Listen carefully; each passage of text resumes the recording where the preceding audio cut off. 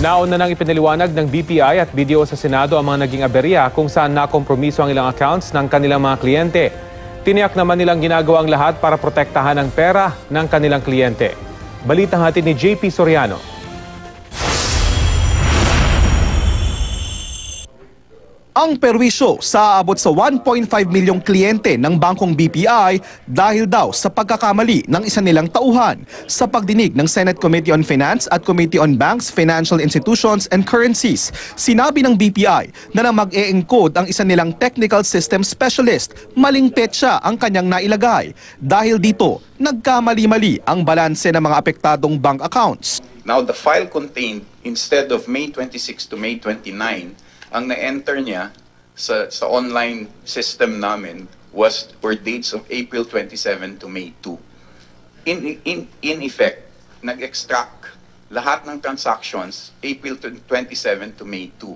So in effect, Your Honor, the balances were updated using transactions from April 27 to May 2 instead of June 6. Giit ng BPI, human error ang sanhi ng aberya at hindi dahil nahack ang kanilang system gaya ng haka-haka sa social media.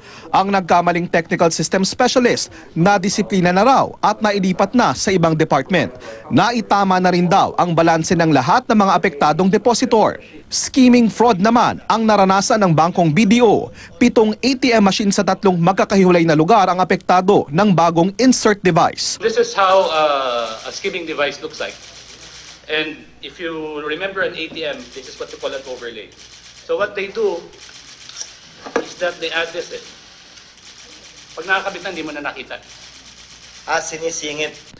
Kaya daw nitong basahin ang data ng inyong ATM cards nang di mo nalalaman. Nakahanap na rin daw ng paraan ng mga kabataan para makuha ang PIN code kahit may mga takip ang mga keypads. So ang ginawang solusyon ng fraudster, dahil may takip, gumawa po sila ng ganito. Ang tawag dito, pin pad overlay. So, pinapatong to sa taas ng pin pad, sa loob na ito, so maskin na may takip, naka-capture pa rin nila yung data. Giit ng BDO, maliit na porsyento lang ng ATM cards ang nakompromiso at dinisable na raw ng bangko ang mga ito. Ayon sa Bangko Sentral ng Pilipinas, 2018 ang deadline ng mga bangko para palitan ng mga lumang ATM card at lumipat sa mas secure na EMV system o yung gumagamit ng chip.